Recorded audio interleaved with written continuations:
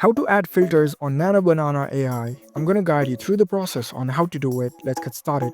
First of all, on your phone, head over to your preferred web browser. On your browser, tap on the search bar and search for NanoBanana AI. After that, navigate to its website. Once you're in the website, you will see this kind of web interface. Make sure that you are logged in with your account. Now, in order to add filters on NanoBanana AI, here in this interface, if you scroll down, you can see this AI editor section. Here you have two different options, image to image and text to image. For now, I'll select the image from my gallery. Once it uploads the image, now in order to add filters into it, you can do so by providing the prompt. Tap on this main prompt fields.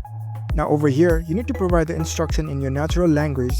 You can explain how you want the filters to be. You can mention every details of the filters that you want.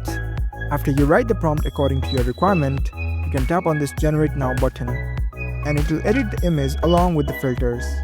So that's it. That's how you can easily add filters on NanoBanana AI. If you found this video helpful, don't forget to give this video a thumbs up and subscribe to our channel for more tech tips. Thank you for watching.